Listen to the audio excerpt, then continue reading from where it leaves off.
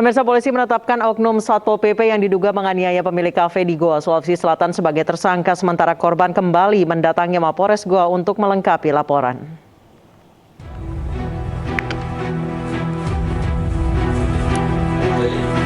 Setelah memeriksa 7 saksi terkait kasus penganiayaan oleh oknum Satpol PP saat razia PPKM darurat, polisi menetapkan oknum Satpol PP Mardani Hamdan sebagai tersangka. Penetapan tersangka berdasarkan rekaman CCTV, keterangan saksi, dan surat visum korban dari rumah sakit. Menetapkan pelaku ini sebagai tersangka. Jadi intinya saat ini pelaku sudah kita tingkatkan atau naikkan menjadi tersangka. Karena tersangkanya ada seorang ASN, makanya tentunya akan dilakukan juga pemeriksaan secara internal dari pihak Pemkab dan saat ini sedang menjalani pemeriksaan internal. Suami korban kembali mendatangi Mapolres Goa untuk melengkapi laporannya. Hingga kini korban masih dirawat karena trauma mendalam pasca kekerasan fisik yang dilakukan oknum Satpol PP. Korban enggan menerima permintaan maaf dari Bupati. Namun dia mengapresiasi tindakan tegas Bupati yang tidak mentoleransi tindak kekerasan.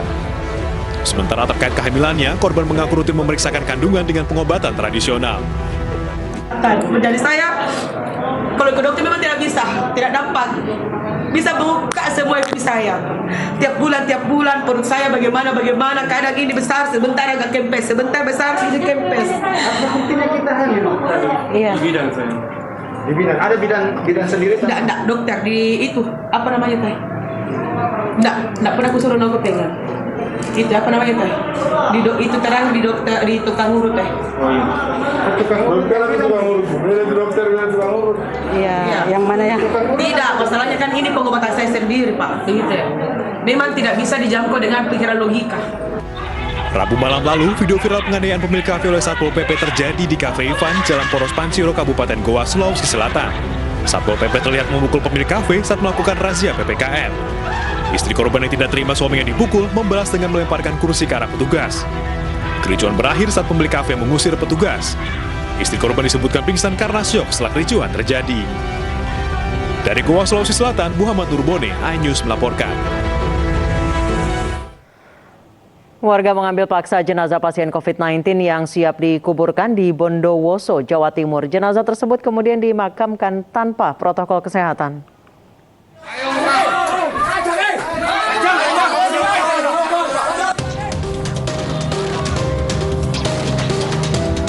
Puluhan warga menggeruduk sebuah musola untuk mengambil paksa jenazah pasien COVID-19 berinisial MN, warga Desa Kemirian, Kecamatan Tamanan, Bondowoso, Jawa Timur. Mereka pun membuka paksa peti dan mengangkat jenazah untuk dimandikan, disolatkan, dan dimakamkan tanpa protokol kesehatan. Tak hanya itu, setelah mengeluarkan jenazah, warga beramai-ramai membakar peti yang terbuat dari kayu. Pasca kejadian, polisi turun tangan untuk menyelidiki kasus perebutan paksa jenazah COVID-19 di Bondowoso. Bahwa kita akan menindaklanjuti sesuai dengan aturan-aturan yang berlaku pada saat pandemi ini. Apakah ada upaya untuk pemanggilan saksi mungkin dimulai dari Satgas Kecamatan mungkin? Makanya nanti kan itu dilaksanakan secara teknis. Jadi memang butuh waktu. Polres Bondowoso akan menambah personel di lapangan agar kejadian serupa tidak terulang kembali. Dari Bondowoso, Jawa Timur, Rizky Amirul Ahmad, iNews melaporkan. Tawuran antara dua kelompok pelajar terjadi di Cikarang Barat, Bekasi, Jawa Barat. Ironisnya, tawuran terjadi pada saat PPKM darurat.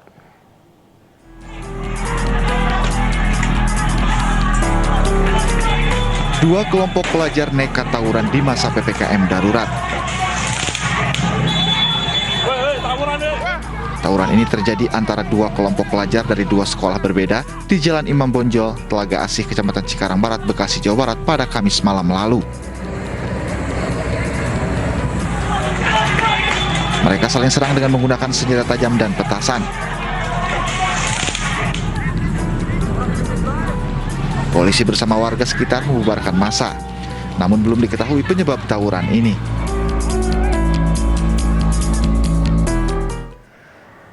Pemirsa, apa sebenarnya yang melatar belakangi dua kelompok pelajar nekat tawuran saat PPKM darurat? Sudah bergabung bersama kami Ibu sosiolog dari Universitas Indonesia, Ibu Deisi Indira. Selamat sore, Ibu Deisi Indira.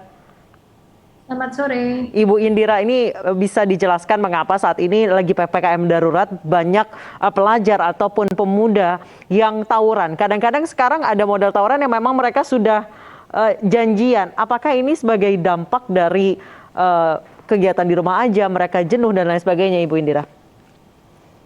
Jadi pertama kalau soal tawurannya, memang tawuran ini sudah menjadi subkultur ya di kalangan kelompok remaja tertentu gitu ya. Tidak semua remaja, tapi kelompok remaja tertentu itu memang punya subkultur tersebut, dan itu memang sudah menjadi catatan bahkan sebenarnya sebelum masalah pandemi dan sebelum PPKM darurat gitu. Kita memang punya persoalan itu gitu. Jadi sebabnya bisa macam-macam, karena memang kalau sebab tawurannya ya bisa karena provokasi pertama, kedua juga bisa karena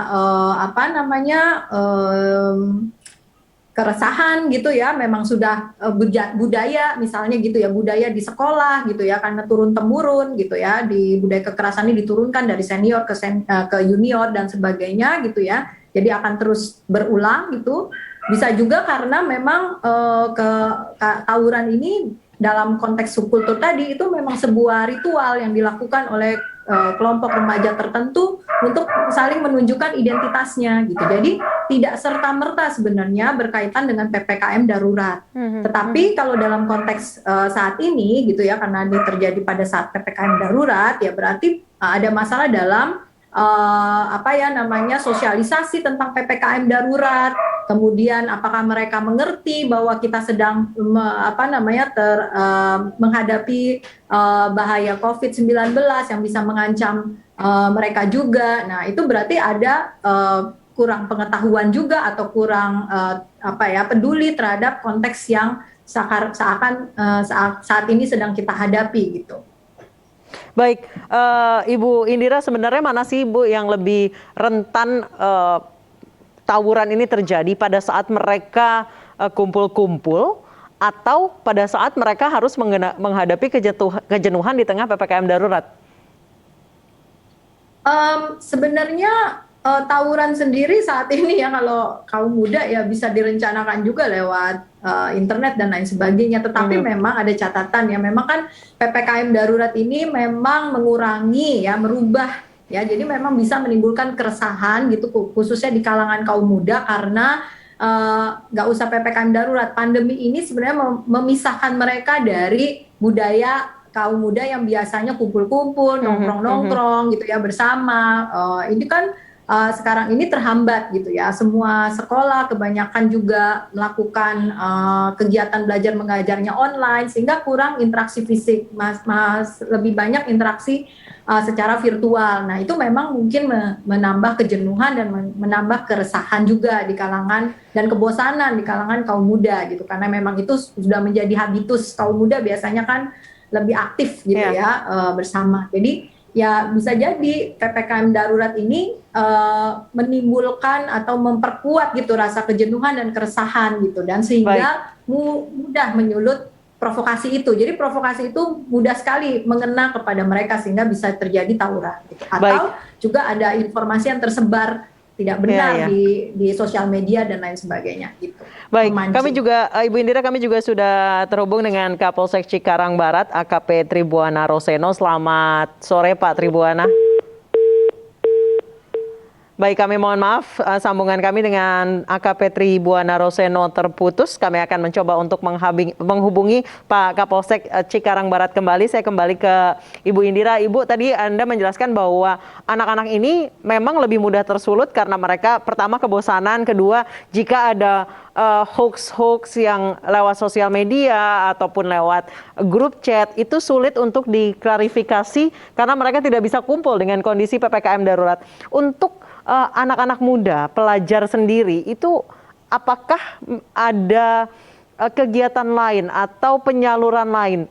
Karena mereka tidak bisa menyalurkan hobi mereka untuk kongko-kongko, untuk kumpul-kumpul itu, Bu. Ya, saat ini memang semua pihak mesti menyesuaikan diri ya, beradaptasi. Jadi menurut saya tidak ada masalah dengan kebijakan PPKM darurat, karena kebijakan itu dibuat berdasarkan data bahwa penyebaran COVID masih tinggi dan tentu levelnya dan lain sebagainya itu mempengaruhi berapa luas ruang lingkup dari PPKM darurat ini. Nah, yang perlu dilakukan kita warga dan terutama kaum muda dalam konteks ini adalah menyesuaikan dengan kondisi yang ada.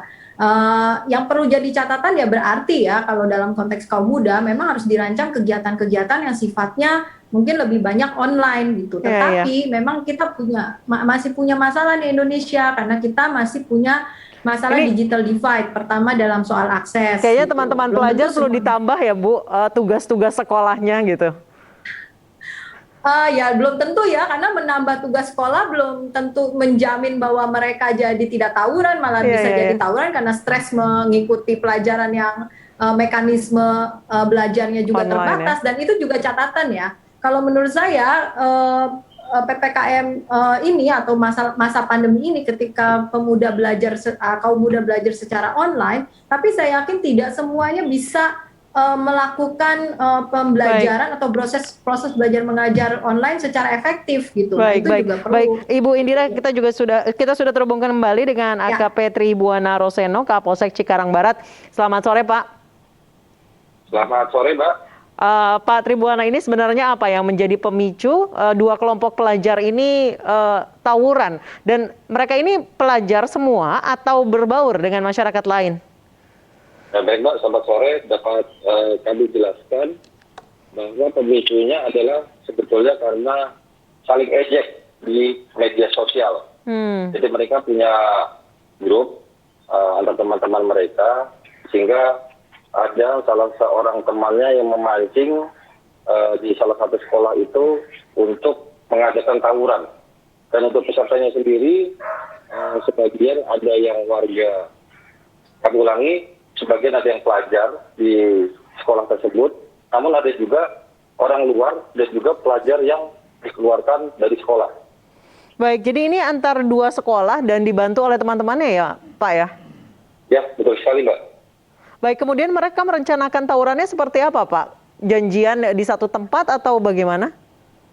Nah, jadi sebelumnya di yang salah satu sekolah ini, dari salah satu sekolah yang swasta, sebelumnya mereka mengadakan acara kumpul-kumpul dalam rangka merayakan ulang tahun sekolahnya. Nah, di situ mungkin lawannya yang dari sekolah negeri, mungkin mereka memancing.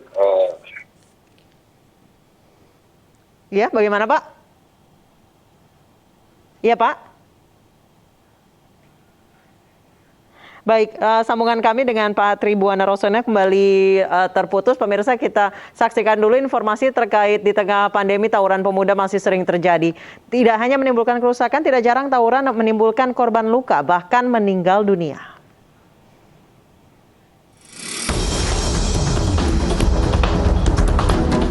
Pada 3 Juni lalu, tawuran antar remaja terjadi di Jalan Raden Saleh Menteng, Jakarta Pusat. Akibatnya, seorang hansip yang tengah menjaga portal permukiman menjadi korban.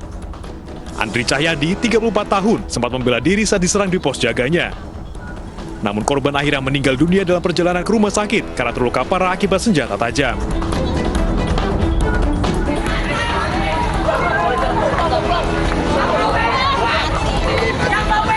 Tawuran juga terjadi pada 11 Juli lalu di Jalan Raya Gunung Sari, Jakarta Pusat. Dua kelompok remaja saling serang menggunakan celurit dan parang. Akibatnya, satu orang terluka akibat senjata tajam dan satu lainnya terluka akibat disiram air keras.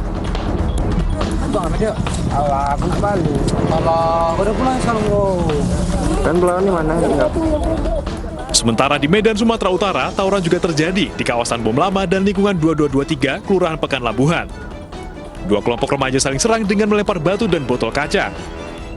Bahkan beberapa di antara mereka membawa senjata tajam.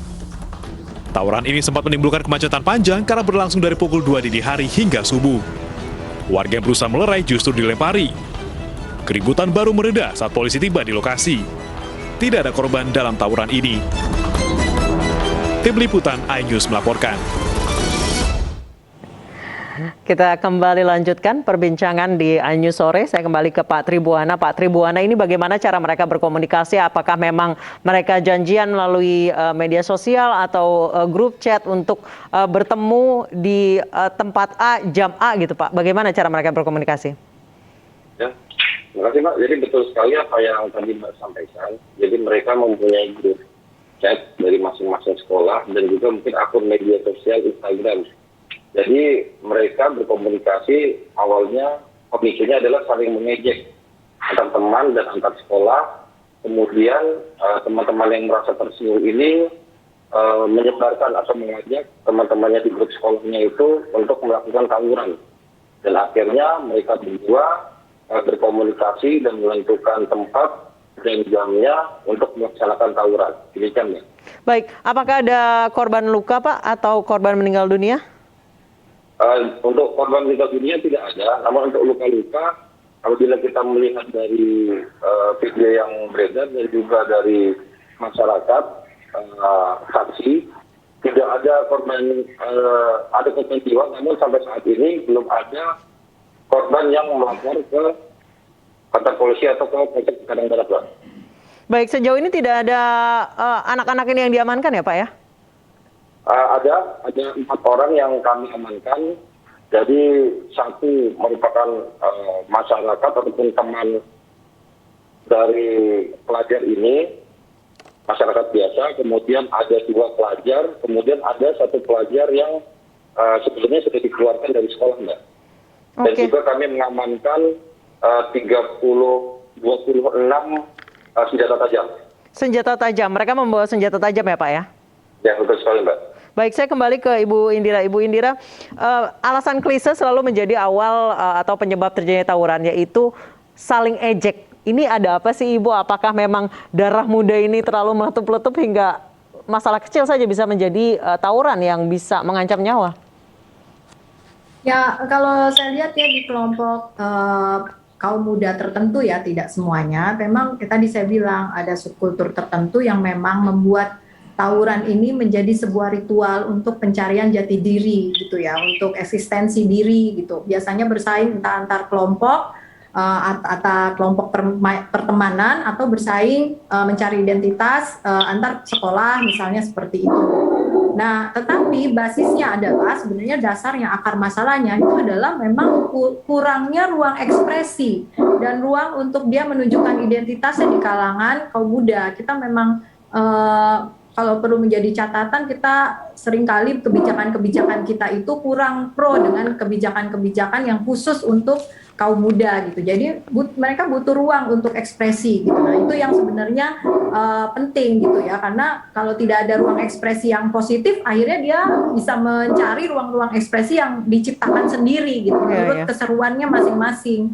Nah itu, oleh karena itu sebenarnya catatan untuk sistem pendidikan kita juga, karena kaum muda pasti lebih banyak hidup dalam lingkup sekolah. Nah, bagaimana sekolah itu menciptakan kegiatan-kegiatan yang memberi ruang ekspresi kepada kepada siswa-siswanya, bukan berdasarkan kemampuan pendidikannya ya, karena itu nanti menimbulkan marginalisasi juga, menimbulkan eksklusi juga. Ada yang pinter, berdasarkan pinter, bodoh gitu ya, enggak kayak gitu lagi. Tapi sebenarnya seluruh pemuda gitu, seluruh kaum muda itu bebas untuk menampilkan talentanya gitu, kreativitasnya gitu. Nah itu yang ruang-ruang itu yang perlu banyak diciptakan gitu. Apalagi sekarang PPKM darurat. Gitu. Baik, saya kembali sekolahnya mungkin nggak jelas gitu. Iya, baik, saya kembali ke Pak Tribuana. Pak Tribuana, tadi seperti yang Ibu Indira katakan, apakah 2 kelompok pelajar ini memang rutin atau menjadi ritual untuk tawuran ini? Tidak juga Pak. Jadi mungkin karena ada pemicunya. Kita flashback dalam kurang lebih 1-2 tahun ini di wilayah kami tidak ada Pak tawuran seperti ini. Oke. Baik, untuk kedua sekolah ini sebelumnya baik-baik saja ya Pak ya? Baik-baik saja Pak, tidak ada masalah. Kemudian kami juga sudah memanggil kedua belah pihak, baik orang tua, wali murid dan juga kepala sekolah. Dan memang sebelumnya memang tidak ada permasalahan apa-apa Pak. Dan kami sudah menghimbau kepada mereka. Baik Pak Roseno, untuk di tengah PPKM darurat, bagaimana cara untuk mencegah tawuran ini terjadi kembali? Dari kepolisian seperti apa Pak? Langkah-langkah yang akan kita ambil terkait mengantisipasi tawuran ini, tentu saja kami akan melakukan sosialisasi Mbak, kembali kepada para pelajar. Namun di tengah PPKM ini yang tidak ada tatap muka, Biasanya kami akan menghimbau kepada wali kelas, wali murid, dan kepala sekolah, Mbak, untuk selalu memberikan himbauan kepada siswanya. Baik. Terima kasih AKP Tribuana Roseno, Kapolsek Cikarang Barat, dan Ibu Desi Indira, Sosiolog Universitas Indonesia, telah bergabung bersama kami di iNews Sore. Pemirsa, pemerintah segera mengumumkan evaluasi PPKM darurat. Informasi selengkapnya usai jeda.